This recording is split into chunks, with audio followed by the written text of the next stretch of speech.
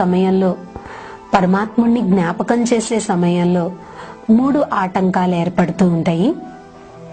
ఒకటి వస్తువులు వైభవాలు గుర్తొస్తాయి, రెండవది వ్యక్తులు గుర్తొస్తూ ఉంటారు, మూడవది ఘటనలు జరిగిపోయినటువంటి విషయాలు గుర్తొస్తూ ఉంటాయి. ఈ మూడింటిని మనం మర్చిపోవాలి. ఈ మూడింటిని మర్చిపోవాలి అంటే మూడు విషయాల్ని మనం గుర్తుంచుకోవాలి. ఏ విధంగా ఎవరితోనైనా మనం ఫోన్లో మాట్లాడాలి అంటే ఫోన్ నెంబర్ మనం కలుపుతాము. మరి పరమాత్మతో కూడా మనం మాట్లాడటం కోసం ఫోన్ నెంబర్ ఉంది, 0001. 0001 అంటే ఫస్ట్ 0 మనం కలిపినప్పుడు లోకల్ కాల్ కట్ అయిపోయి ఎస్టిడి కలుస్తుంది. రెండో 0 కలిపామనుకోండి ఎస్టిడి కూడా కట్ అయిపోయి ఐఎస్డికి కలుస్తుంది.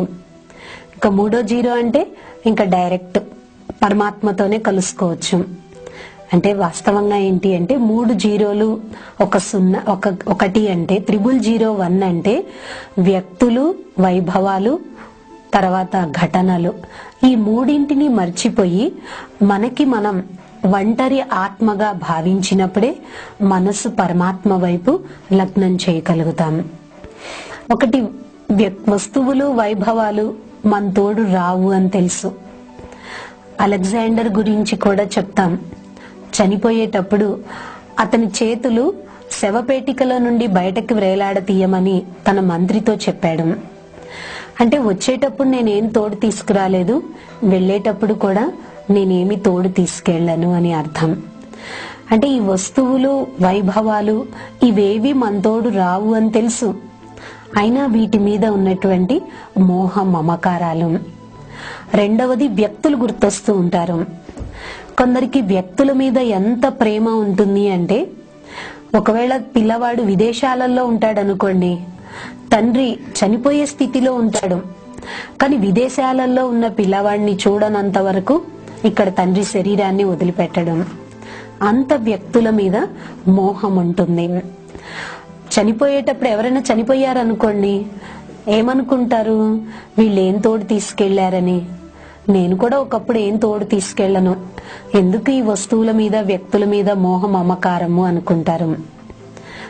ఎప్పుడైతే శవాన్ని తగలబెట్టొచ్చిన తర్వాత ఆలోచన మారిపోతుంది. పహలే సోచతీ హై క్యా లేకే గయే, బాద్ మే సోచతీ హై క్యా ఛోడ్ కే గయే. అంటే ఫస్ట్ ఏం ఆలోచిస్తారు అంటే చనిపోయినప్పుడు వీళ్ళు ఏం తీసుకెళ్లారని. ఏమి తీసుకెళ్లలేదు కదా, ఇంత డబ్బున్నా ఇంత ధనం ఉన్నా వీళ్ళేం తోడు తీసుకెళ్లలేదు కదా అని ఆలోచిస్తారు. తగలబెట్టి వచ్చిన తర్వాత వీళ్ళు నా కోసం ఏం వదిలిపెట్టి వెళ్లారు అని ఆలోచిస్తారు. అంటే చూడండి ఆలోచన ఎలా మారిపోతూ ఉందో. అంటే ఈ వ్యక్తులు కూడా పర్మినెంట్ కాదు అని మనకు తెలుసు, అయినా వ్యక్తుల మీద ఉన్నటువంటి మోహ మమకారాలు, దీంతో కూడా మనస్సు ఏకాగ్రం చేసుకోలేకపోతారు. మూడవది ఘటనలు, జరిగిపోయినటువంటి విషయాలు. ఈ జరిగిపోయిన విషయాల్ని మర్చిపోవాలి అంటే ఒక్కటే గుర్తు పెట్టుకోవాలి, ఈ సృష్టి ఒక నాటక రంగం. నాటకంలో ఏ విధంగా ప్రతి సెకండ్ గడిచిపోతూ ఉంటుందో అదే విధంగా ఈ సృష్టి రూపీ నాటకంలో కూడా ఒక్కొక్క సెకండ్ ఏవైతే దృశ్యాలు జరిగిపోతూ ఉంటాయో అది ఒక నాటకం, ఒక డ్రామా అనుకోవాలి. చాలా మందికి గడిచిపోయినటువంటి విషయాలు ఎక్కువగా గుర్తు చేసుకుంటూ ఉంటారు, లేక కొందరు భవిష్యత్తు యొక్క ఆలోచనలలో వెళ్తూ ఉంటారు. భగవంతుణ్ణి జ్ఞాపకం చేయటానికి కూర్చోటానికి, కానీ ఎప్పుడెప్పుడు విషయాలు గుర్తు చేసుకొని బాధపడుతూ ఉంటారు, లేక భవిష్యత్తు యొక్క విషయాల్ని గుర్తు చేసుకొని ఆలోచిస్తూ ఉంటారు. కాబట్టి గడిచిపోయినవి, భవిష్యత్తు విషయాలు, ఈ రెండింటిని మర్చిపోవాలి. అప్పుడు 1 నెంబర్ కలపాలి. 1 నెంబర్ అంటే వీటన్నింటినీ ఎప్పుడైతే మనం మర్చిపోతామో మనకి మనం ఆత్మగా భావించగలుగుతాం, మనకి మనం ఒంటరిగా అనుభవం చేసుకోగలుగుతాం. ఒంటరిగా అనుభవం చేసుకున్నప్పుడే పరమాత్ముణ్ణి మనం జ్ఞాపకం చేయగలుగుతాం. అంటే ఒంటరిగా అంటే ఇందులో ఈ దేహ భ్రాంతిని కూడా మనం పూర్తిగా మర్చిపోయినప్పుడే మనస్సు పరమాత్మ వైపు లగ్నం చేయగలుగుతాం. ఎప్పుడైతే మనకి మనం ఆత్మ అనుకొని పరమాత్మతో మనం సంభాషణ చేయటం ప్రారంభిస్తామో, పరమాత్ముణ్ణి మనం తండ్రిగా లేక టీచర్గా, సద్గురువుగా, స్నేహితుడుగా ఏదో ఒక సంబంధంతో పరమాత్ముణ్ణి మనం జ్ఞాపకం చేయాలి. సర్వ సంబంధాలలో ఏ ఒక్క సంబంధంతోనైనా పరమాత్ముణ్ణి జ్ఞాపకం చేయటం మనం అలవాటు చేసుకోవాలి. ఇంతకు ముందు మీకు విషయం తెలియచేయటం జరిగింది. భగవంతుణ్ణి తల్లి, తండ్రి, టీచర్ ఎందుకంటారు, ఏ కార్యంతో భగవంతుణ్ణి తల్లి తండ్రి అంటున్నాము అని మీకు తెలియచేయటం జరిగింది. కాబట్టి ఆ యొక్క విషయాల్ని దృష్టిలో ఉంచుకొని పరమాత్ముణ్ణి తండ్రి రూపంగా, తల్లి రూపంగా, టీచర్ రూపంగా ఎప్పుడైతే జ్ఞాపకం చేయటం ప్రారంభిస్తారో అప్పుడు ఈ యొక్క స్టేజ్కి వచ్చేటప్పటికి మనస్సుకి కొంత అలవాటు అవుతుంది. ఫస్ట్ స్టేజ్ లోకి వచ్చేటప్పటికి ఘర్షణ ఉంటుంది. సెకండ్ స్టేజ్ ఏంటి అంటే కొంత అలవాటు అయిపోతుంది ఆత్మకు. పరమాత్ముడితో ఎప్పుడైతే మనం సంభాషణ చేస్తూ ఉంటామో, పరమాత్ముడితో మాట్లాడుతూ ఉంటామో కొంత అలవాటు అవుతుంది ఆత్మకు. ఎప్పుడైతే పరమాత్మతో మాట్లాడటం అలవాటు అవుతుందో థర్డ్ స్టేజికి వచ్చేటప్పటికి మన యొక్క మనస్సు ఏకాగ్రం అవుతుంది. అలవాటైన కారణంగా ఆ యొక్క సంకల్పాలలో మనస్సుని మనం ఏకాగ్రం చేయగలుగుతాం. అంటే ఈ థర్డ్ స్టేజికి వచ్చేటప్పటికి అలవాటైపోవటం వల్ల ఏకాగ్రంగా జ్ఞాపకం చేయగలుగుతాం. ఎప్పుడైతే మనం ఆత్మ అనుకొని పరమాత్మ ప్రేమలో అంటే ఏదో ఒక సంబంధంలో జ్ఞాపకం చేస్తూ నిమగ్నం అవుతామో అప్పుడు మనస్సు చాలా తేలికగా అనిపిస్తుంది. ఒక రకంగా ఈ స్థితి చెప్పాలి అంటే తేలికత్వం యొక్క స్థితిగా చెప్పవచ్చు. ఎందుకంటే ఈ యొక్క స్టేజ్కి వచ్చేటప్పటికి బాగా అలవాటు అయిపోతుంది, మనస్సు కూడా తేలికగా అయిపోతుంది. వ్యర్థ సంకల్పాలు నెమ్మది నెమ్మదిగా సమాప్తం అవుతూ ఉంటాయి. ఏ విధంగా బాగా చలికాలంలో ఉదయం 4 లేచి ఎక్కడన్నా ఏదన్నా ఊరెళ్ళాలి అనుకుంటారు. బాడీ టెంపరేచర్ కి బయట టెంపరేచర్ కి పూర్తి వ్యతిరేకంగా ఉండొచ్చు. అయినా 4 లేచి తొందరగా ఊరికి వెళ్ళాలి అనుకున్నప్పుడు ధైర్యం చేసి ఏం చేస్తారు, ఫస్ట్ ఒక చెంబు నీళ్లు పోసుకుంటారు. చలి అనిపిస్తూ ఉంటుంది. ఇంకో చెంబు నీళ్లు పోసుకుంటారు అనుకోండి, కొంత అలవాటు పడిపోతుంది. అలా నెమ్మదిగా 2-3 చెంబులు వరుసగా పోసుకోగానే అలవాటు అయిపోయి సెట్ అయిపోతుంది. అప్పుడు బాడీ టెంపరేచర్ బయట టెంపరేచర్ కూడా ఈక్వల్ అవుతుంది. అదే విధంగా థర్డ్ స్టేజికి వచ్చేటప్పటికి అలవాటు అయిపోవటం వల్ల ఆత్మ పరమాత్మ ప్రేమలో నిమగ్నం అవుతుంది. పరమాత్మ ప్రేమలో నిమగ్నమైన దానికి గుర్తుగా ఆత్మ పరమాత్మలో లీనమైంది అనుకున్నారు. ఆత్మ పరమాత్మలో లీనం కాదు, పరమాత్మ ప్రేమలో లీనమవుతుంది. పరమాత్మ ప్రేమలో ఎప్పుడైతే ఆత్మ నిమగ్నం అయిపోతుందో అంటే మనస్సును ఎప్పుడైతే పూర్తిగా ఏకాగ్రం చేసుకొని లీనమవుతుందో అప్పుడు 4వ స్థితి ఏంటి అంటే అనుభూతి స్థితి. దాన్ని ఇంకొక శబ్దంలో బీజరూపి స్థితి అంటారు. ఇది రాజయోగం యొక్క అంతిమ స్థితి. అంటే ఎప్పుడైతే మనం అనుభూతిలో నిమగ్నం అవుతామో ఆత్మ తనకి తాను ఒక శక్తివంతమైన కణంగా భావిస్తూ ఉంటుంది. చాలా తేజోవంతమైన శక్తివంతమైన కణంగా భావిస్తూ ఉంటుంది ఆత్మ.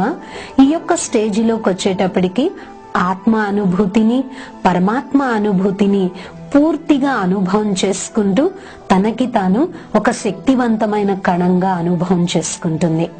ఈ యొక్క స్టేజ్ చేరుకోవటం కోసం క్రమేపీ నెమ్మదిగా రోజు సాధన చేసినట్లయితే ఆ యొక్క స్టేజ్కి మనం చేరుకుంటాము. మనస్సులో ఏ ఆలోచనలు రావు. కంప్లీట్ పరమాత్మలో ఉన్నటువంటి గుణాలను మనలో కూడా అనుభవం చేసుకుంటాం. ఏ రకమైనటువంటి ఆలోచనలు లేకుండా పూర్తి గుణాల యొక్క సాగరంలో గుణాల స్వరూపంగా అయిపోయినట్లు మనం అనుభవం చేసుకుంటాము ఈ యొక్క స్టేజ్ లో. ఈ విధంగా రాజయోగంలో 4 స్టేజెస్ ఉన్నాయి. ఈ 4 స్టేజెస్ ని మనం చేరుకోవాలి అంటే రోజు మనం సాధన చేసినట్లయితే అంతిమ స్థితి వరకు మనం చేరుకోగలుగుతాము. ఈ విధంగా రాజయోగము ఒక ఆధ్యాత్మిక యాత్ర లాంటిది. ఈ యొక్క యాత్రలో మనం పయనించేటప్పుడు సర్వశక్తివంతుడైన భగవంతుణ్ణి తప్పకుండా మనం తోడుంచుకోవాలి. భగవంతుడు నా తోడున్నారు అనే విషయాన్ని గుర్తుంచుకొని యాత్ర చేసినట్లయితే తప్పకుండా మన లక్ష్యాన్ని మనం చేరుకుంటాము. అయితే ఈ యాత్ర చేసేటువంటి సాధకులు ముఖ్యంగా గుర్తుంచుకోవాలి ఏంటి అంటే, ఈ సృష్టిలో నేను ఒక ధర్మశాలలో బస చేసి ఉన్నాను, నేను ఒక యాత్రికుణ్ణి, లేక ఈ సృష్టిలో నేను ఒక ట్రస్టీని, ఒక నిమిత్త మాత్రుణ్ణి అనే భావంతో ఎప్పుడైతే స్మృతిలో ఎప్పుడైతే నడుస్తూ ఉంటారో తప్పకుండా సాధనలో అంతిమ స్థితికి చేరుకోగలుగుతాం. ఎందుకంటే ప్రపంచంలో 3 రకాల భావాలున్న వ్యక్తులు ఉంటారు. ఒక రకం వాళ్ళు నాది నాదే, నీది నీదే అనేవారు మానవులు. రెండో రకం వాళ్ళు దానవులు.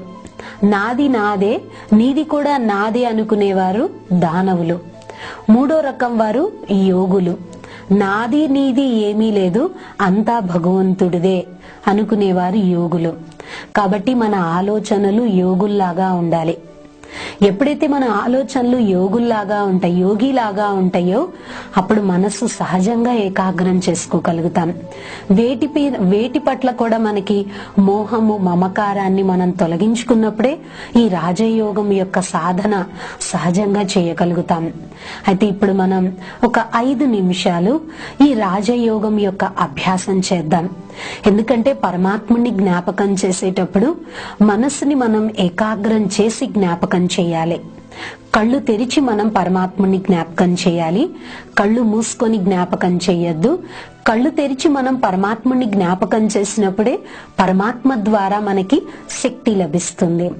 అందుకనే దేవాలయంలో భగవంతుడి దగ్గరికి వెళ్ళినప్పుడు ఆ దర్శనాన్ని చూడటం కోసం వెళ్తారు, విగ్రహాన్ని చూడటం కోసం వెళ్తారు.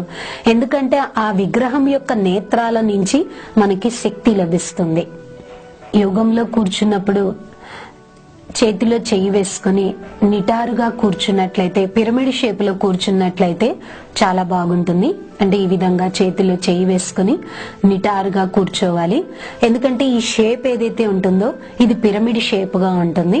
ఎప్పుడైతే ఈ షేప్ లో మనం కూర్చుంటామో భగవంతుడి నుంచి లభించేటువంటి శక్తి ఏదైతే ప్రసరణ ఉంటుందో అది మన ఆత్మ నుండి మొత్తం శరీరంలో ప్రసరిస్తూ ఉంటుంది అన్నమాట. కాబట్టి ఇలా నిటారుగా కూర్చున్నప్పుడే యోగ సాధన చాలా ఈజీగా జరుగుతుంది. గుర్తుపెట్టుకోండి, కళ్ళు తెరిచి కూర్చోవాలి. నిటారుగా కూర్చున్నట్లయితే యోగ సాధన యొక్క ప్రక్రియ చాలా సులభంగా జరుగుతుంది. అప్పుడు పరమాత్మ నుండి ఏ రకమైన శక్తిని పొందాలనుకున్నా కూడా పొందటానికి ఈజీ అవుతుంది. ఎందుకంటే మనం విన్నాం కదా, పరమాత్ముని గుణాలు శక్తులు అడగకూడదు. పరమాత్మతో మనం సంబంధం పెట్టుకున్నట్లయితే ఆ గుణాలను శక్తులను పొందగలుగుతాము. ఇంకొకటి, విశ్వవిద్యాలయంలో యోగ సాధన చేసే సమయంలో రెడ్ లైట్ వేస్తారు. అంటే రెడ్ లైట్ ఎందుకు వేస్తారు అంటే మన ఆత్మల నివాస స్థానము పరంధామము ఎర్రగా ఉంటుంది. మరి అలాంటి స్థానాన్ని మనం, అలాంటి వాతావరణాన్ని ఇక్కడ మనం తయారు చేసుకుంటాము. ఆ స్థానానికైతే మనం మనస్సు బుద్ధి ద్వారానే వెళ్ళగలుగుతాం, స్థూలంగా వెళ్ళలేం. అలాంటి వాతావరణాన్ని ఇక్కడ ఏర్పాటు చేసుకుంటున్నాం మనం. రెడ్ లైట్ ఎందుకోసం, రోడ్డు మీద వెళ్లేటప్పుడు కూడా రెడ్ లైట్ వేస్తారు. ఎందుకోసము అంటే ట్రాఫిక్ ని కంట్రోల్ చేయడానికి. రెడ్ లైట్ పడింది అంటే ఆగిపోవాలి అని అర్థం. అదే విధంగా రెడ్ లైట్ పడింది అంటే సంకల్పాల యొక్క ట్రాఫిక్ ని కంట్రోల్ చేసుకోవాలి అని గుర్తు అన్నమాట. అంటే ఈ యొక్క యోగ సాధనలో కూడా అంటే ఈ రెడ్ లైట్ వేస్తారు, మధ్య మధ్యలో పాటలు పెడుతూ ఉంటారు.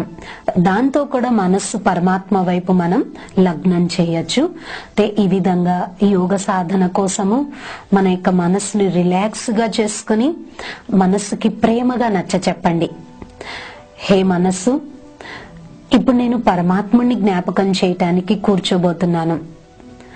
పుణ్యాన్ని సంపాదించుకోవటానికి కూర్చుంటున్నాను. నా జన్మ జన్మల పాపాల నుండి ముక్తులుగా కావటానికి కూర్చుంటున్నాను. ఏ రకమైన ఆలోచనలు వచ్చినా నేను తర్వాత దాని గురించి ఆలోచిస్తాను. ఇప్పుడు మాత్రం ఈ యొక్క ఆలోచనలు నా దగ్గరికి రావద్దు, నేను తర్వాత ఆలోచిస్తాను అని మనస్సుకు ప్రేమగా నచ్చ చెప్పండి.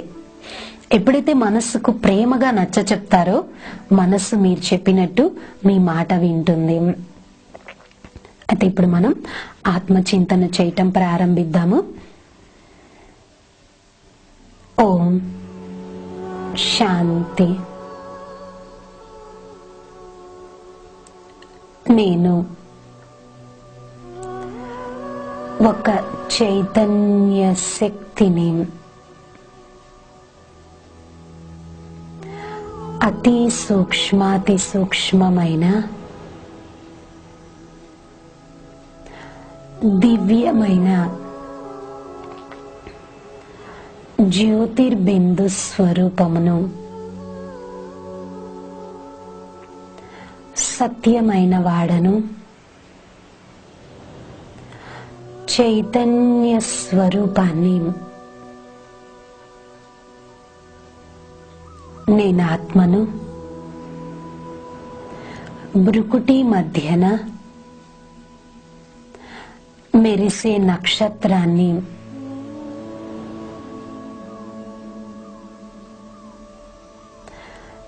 మనస్సు బుద్ధి ద్వారా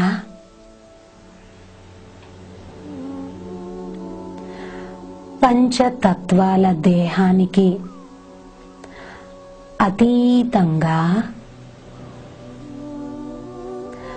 ధ్వని ప్రపంచానికి దూరంగా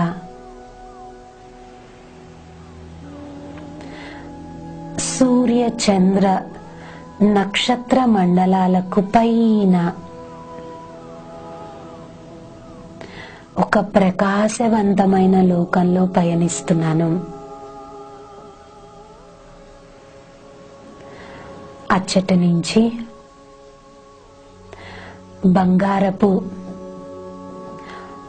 ఎరుపు రంగు వర్ణ ఛాయల్లో ఉన్న లోకంలో చేరుకున్నాను. ఇది శాంతిధామము, పరంధామము, నా ఆత్మల నివాస స్థానము.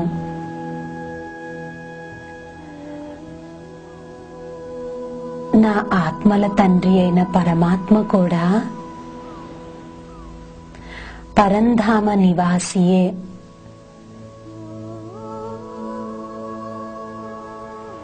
పరమాత్ముడు అఖండ జ్యోతి స్వరూపంతో చాలా తేజోవంతంగా దేదీప్యమానంగా ప్రకాశిస్తున్నారు. ఆ జ్యోతి స్వరూపానికి నేను ఆత్మను సమీపంగా చేరుకుంటున్నాను.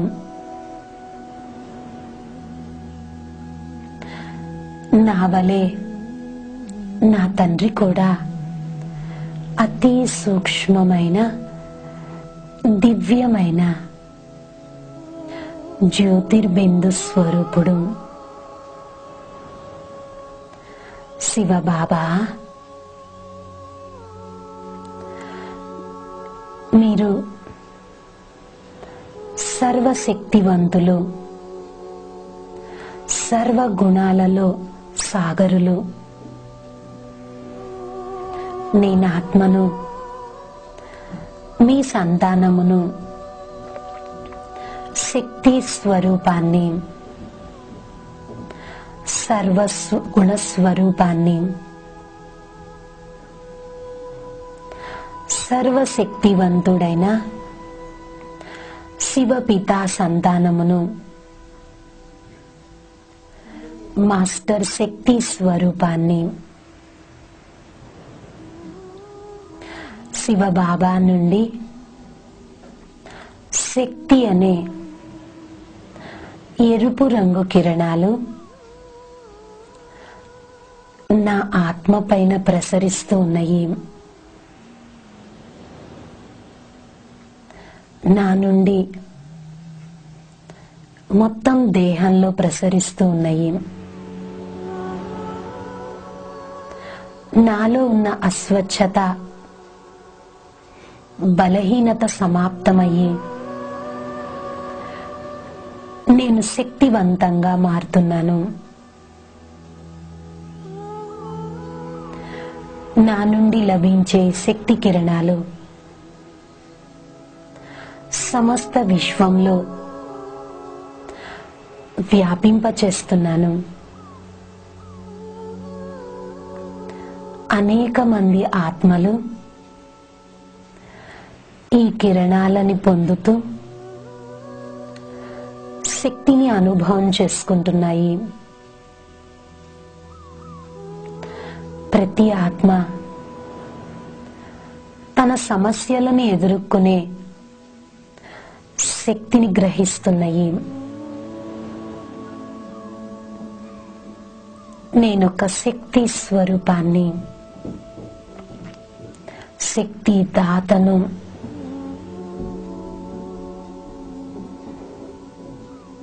పరమాత్మ నుండి లభించే కిరణాలను సమస్త విశ్వంలో వ్యాపింపచేస్తానని వాగ్దానం చేస్తున్నాను. శివబాబా, మీ స్మృతి ద్వారా నా ఆత్మ పావనంగా అవుతుంది. కేవలం మిమ్మల్నే స్మరిస్తాను.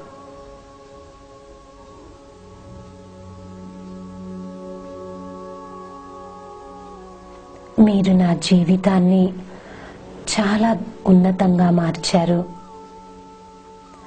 ఎంత కృతజ్ఞతలు చెప్పినా తక్కువే. ధన్యవాదాలు బాబా. ఆ పరంజ్యోతి నుంచి, ఆ ప్రకాశ స్వరూపం నుండి అనంతమైన శక్తిని గ్రహిస్తున్నాను. చాలా ప్రశాంతంగా ఉంది మనస్సు. చాలా శక్తి యొక్క అనుభవం అవుతున్నది. నేను ఆత్మను మనస్సు బుద్ధి ద్వారా తిరిగి ఈ సాకార ప్రపంచంలో, సాకార శరీరంలో ప్రవేశించాను. ఓం శాంతి శాంతి శాంతి. ఓం శాంతి. ఈ విధంగా రోజు యోగ సాధన చేసినట్లయితే రాజయోగం యొక్క లాభాన్ని ప్రతి ఒక్కరూ తప్పకుండా పొందుతారు. దీని యొక్క లాభంతో మీ జీవితాన్ని కూడా చాలా సుఖమయంగా మార్చుకుంటారని ఆశిస్తూ ఉన్నాను. ఓం శాంతి. ఓం శాంతి.